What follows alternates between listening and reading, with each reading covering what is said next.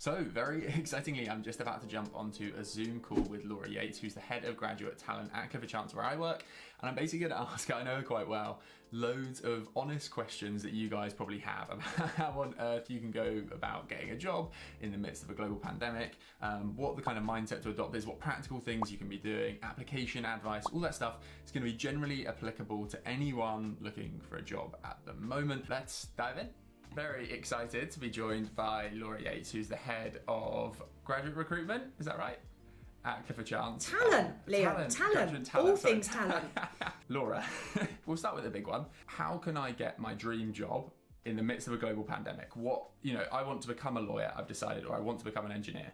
What do I need to do to get that dream job? I think a lot of this comes down to being really honest with yourself and having the ability and time to reflect on how strong you think you are as a candidate. If you think this is going to be the most competitive year in a decade, you're probably needing to think to yourself, right, am I likely to stand out from the crowd in this most competitive year that Laura has ever seen? Then maybe I do need to take a year out. Maybe I do need to think about different things. Maybe I need to reconsider whether I want to do a master's or whether I want to go and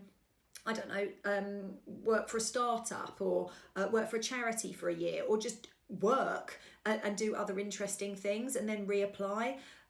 So I think it's a really, really difficult year, Liam. I don't know what the answer is, but I think it's about individuals being really honest with themselves. And do you think, so if, can you give kind of an example maybe of someone, obviously not their name, but someone who's gone away, done something else, maybe they applied in the first instance, maybe they didn't, they thought I'm not ready for it, who's gone away, do you get many people who are a bit older, who aren't fresh out of uni, who have gone away and done different things, whether it's working at a startup or a charity or whatever, and then come back and are successful in applying, or does that just not happen? All the time, and that's why I love my job, because we find amazing people every year who have done amazing things that are outside of that traditional pattern that you might see of someone doing a law degree and applying in their penultimate year and securing a training contract in their penultimate year. We've had people who have gone on to do really, really interesting PhDs, perhaps in physics or microbiology. We've had people who have had careers as firefighters and have transitioned, having had a really successful career doing something completely different. We've had ex-Royal Marines. So a real mixture of individuals that have brought a breadth and wealth of experience in loads of different things. I think from my experience, most people would be worried about doing that because it would perhaps show a lack of commitment to the law, and they'd be thinking, well, if I haven't done things that are really obviously legal focused, no, absolutely. And people worry about that all the time. And I think we reinforce that by saying, look, even in a regular year, we're never, ever, ever going to be saying to candidates, right, you have to have done loads of legal work experience. What we're looking for in style candidates is people who have collected vacation schemes. We're looking for people who are really agile thinkers, who are creative, entrepreneurial, can show that agility in their thinking, can problem solve, can think about how to put the clients at the heart of everything they do, regardless of what the context is of how they've collected those experiences and those skills. So I think that's what people need to remember. We are less interested in the context of which you have developed those skills. What we're really interested in and what we get really excited about is the actual skills you've developed. What would you be doing, if you were a grad or an undergrad or, a just gone grad who hasn't been successful? What practical things can I be doing right now to help my future application? I think it's moving away from that mindset of it has to be a linear path to getting your dream job. It's about thinking, there's going to be loads of weird zigzags and things that I hadn't perhaps anticipated, but those zigzags are going to give me, hopefully, if I think about my plan B properly and I put some thought into it, loads of valuable experience which will make me a better candidate ultimately when I get to my dream job, however different that path to getting to that dream job is. It's probably about being really honest as to what skills you personally need to develop to be that exceptional candidate. So if you've kind of done that self-reflection and you're like, do you know what, actually, if I think about my dream firm and my dream job and the competencies and skills that perhaps I need to demonstrate to the recruiters to get in the door, these are the things that I haven't got. How can I best develop those skills? What are the types of examples that are really going to impress a recruiter and a firm when I come to making that application? And then think about how you can map, if you've got a 12-month gap, those 12 months to best tick off those skill development areas. So we're talking practically, come up with a list of like what your kind of dream employer is looking for.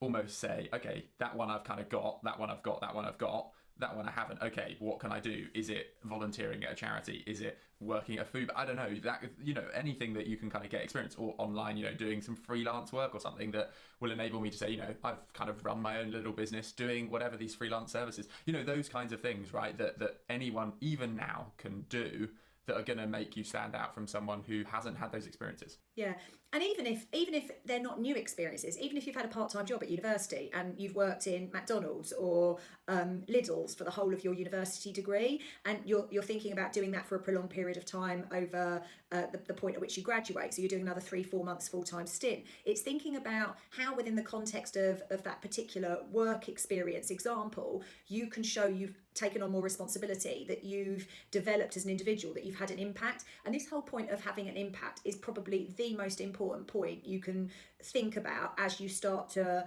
pull together your experiences and focus on your application, because we receive thousands and thousands and thousands of applications every year, loads of which have got really good examples that on paper should actually be really impressive, but actually when you read them they're not, because people aren't drawing out the impact they've had. They're not talking about the results that their contribution has made. They're not thinking about what would have been different had they not been there.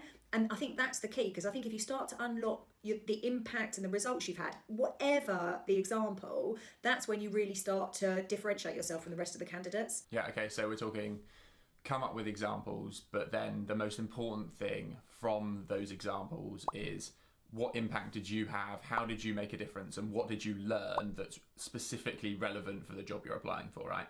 I was just going to say, that third one, I'm not sure that is as important, because very often recruiters will only have 500-600 words. You haven't got a huge amount of time to play with in your application. So actually using those valuable words to articulate how those skills will make you a better lawyer, sometimes, to be honest, is not the most impactful way of presenting a response. So I'd probably go with your first two rather than a combination of all three if you're limited by word count. It's not, I've developed teamwork doing whatever, and that will make me a great lawyer, because as a lawyer you need to work in teams. Like, yeah, well, like, great. But it's more picking the skills out that are like relevant to the job, right? Like, you know, if you're thinking, you know, analytical, you're thinking those specific skills that are most applicable to whatever job it is you're applying for, you're kind of targeting those and having an impact in those right areas, if that makes sense. Exactly right. Yeah, which is what most people absolutely don't do. Do you think that kind of the qualities you look for, or the type of person you look for, or kind of just generally what you're looking for in an applicant has changed in, say, the last 5 years, even since I applied? What's become more evident since you applied is probably the need to look for people who are really resilient, who are able to overcome challenges, who can deal with obstacles, who can thrive in periods of uncertainty, and never has there been a time where we've needed individuals to pivot so quickly to find different ways of working in really, really challenging situations. And do you think, so this is one thing I was thinking about yesterday when I was thinking about making this video, I was thinking, actually, you know, it would be pretty miserable to be an undergrad right now looking out there and thinking, God, there are no jobs, and my experience of uni is completely different to what I was hoping it was going to be. But is there some saving grace that, like, almost if you survive this and you've managed to be productive and kind of do anything that's kind of impressive at this time, it's almost the greatest example you're ever going to have for the rest of your life of resilience, that everyone's going to be, you know, if you have done things during this period, it's kind of the greatest example of resilience, right? So maybe that's something that people can almost positively frame this. Yeah, completely. And if I think about our Spark program that we're recruiting for, or it's a first year program, these are the guys that have literally just started university, having come through that ordeal of the A-level fiasco that we've gone through in the summer, and they've managed to secure amazing grades despite that. And in the main, loads of these candidates have been able to pull all of these amazing things that they were still contributing to and doing, in addition to navigating that really complex, really stressful, really challenging time. So I think you're right. People need to take the time to think about how they articulate that in their story on the application forms, because you're right, it's incredibly powerful. So my next questions really are just about application process, like what can people do in their applications? So if we start, most jobs, right, start with a written application of some kind. What are the things that people are doing that send you like reaching for the bin? Do you know what? I reckon a lot of people will literally sit down and go, right, I'm starting a Clifford Chance application. Oh, look, right, okay, let me put in my personal details. Oh, yeah, I know my academics. I'm going to pop all them in. Work experience, fairly easy. And then we've stripped out all the other questions. So we only have one 600-word question. But I don't think people in the main then think, right, do you know what? This is the most important part. Let me really go away and research this as I would an essay at university. And let me come back when I've really formed my thoughts and ideas. And when I've read that 20 times and when I've had it proofed by 5 people I trust. And I think people just like literally go in and go, right, okay, 600 words, blah, blah, blah, blah, blah, and then submit it. And we're reading them at the moment. I'm just like, I genuinely don't think this person has reread this and thought about us as recruiters reading it. And you can see sometimes, another thing that really bothers me is when people don't use the 600 words, because when you're reading it, you can really quickly see when someone's literally only written 200 words, and you kind of think, we're asking for 600 for a reason. If you're not putting 600 down, you're not going to get through. And it's one of those strange things, I think. Like, I remember at uni, and it is difficult, right? Because you have so much stuff to do, and you've got so much going on, you've got, essays to write or whatever. But fundamentally, like, if you think about it, yes, your uni essays are important, but like every essay you write is not that fundamentally important. What is pretty fundamentally important is what you're going to be doing for the next 60 years of your life if you're us, and we're not going to retire until we're about 100. Like, and I think there is, like, I definitely did it for the first couple of applications I did. I remember I submitted a 4-page CV to a firm that required CVs at that point, and not knowing or having done any research into the fact that was a terrible idea.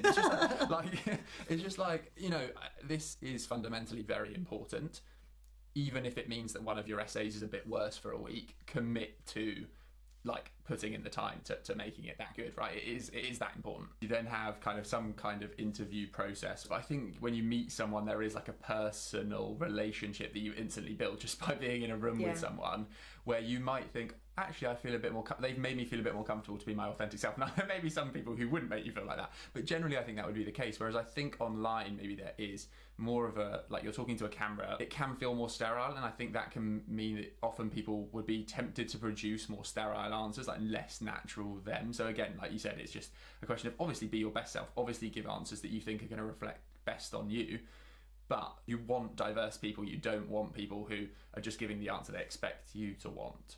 Yeah, and you're right. You've got to be able to build that rapport. That's the thing that's missing when you're doing everything through Zoom and online interviews. You're not able to build that immediate rapport as you would if you were walking down from the main room to your interview room. So I think a lot of candidates are saying they feel more comfortable because they're in their own setting. They're not having to come to Clifford Chance in Canary Wharf. Perhaps it's the first time. They could feel intimidated by the massive building. But then you've got that challenge of being able to build that rapport literally as your interviewer comes on and you start your interview. Yeah. Last question, and this is really not so much how do I get the dream job, but how do I know that the employer is right for me? Because I remember when I came into CC, I knew that I got to see what the building was like, I got to meet people in person. When you listen to people, why did you choose here? It's like, I just got a good vibe. Obviously online from like here, if I'm doing the interview now, I'm not getting any vibes. I'm just getting like one. I hope you're getting some vibes. Well, yeah, vibes from you, Laura, obviously. But do you know what? I think it's on one side really challenging, on the other side an amazing season to do that, because like I said, everybody has put all of their content online. So if I think about our global virtual internships, which is over 20 hours of modular based content looking at cybersecurity, human rights, climate change, that is basically doing a vacation scheme but in the comfort of your own home. This is content we've never ever been able to deliver in the way that we're delivering now, and most of that's on catch up, so you can go and watch it again between your lectures when it works for you in terms of researching your application. And I think it gives you an amazing ability to collect insight and knowledge and meaningful development opportunities, even if it isn't that face-to-face interaction. Yeah, so it's just a question, I guess, of even more so than ever before, you've got to go out there, be proactive and work out for yourself. Like, everything is there for you. So have you got any last words of wisdom, anything you want to finish off by saying? I think more than ever this year, be curious and explore, and take advantage of the online content that's being developed. Some of this stuff is brand new, it's spanking new, it's designed to give the candidates the exposure that they would have got. In fact, it's doing more than that, than any previous year. So I just think be curious, analyse and explore, and make sure you reference it in your application form, because if you're doing all this amazing work but then you don't tell us you've done all of this online activity, we're not going to know. So value the online activity in exactly the same way as you would with the face-to-face stuff, and shout about it and tell us about it.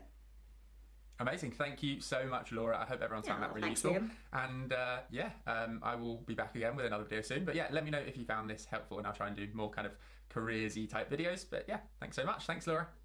Thanks. Thanks. Bye.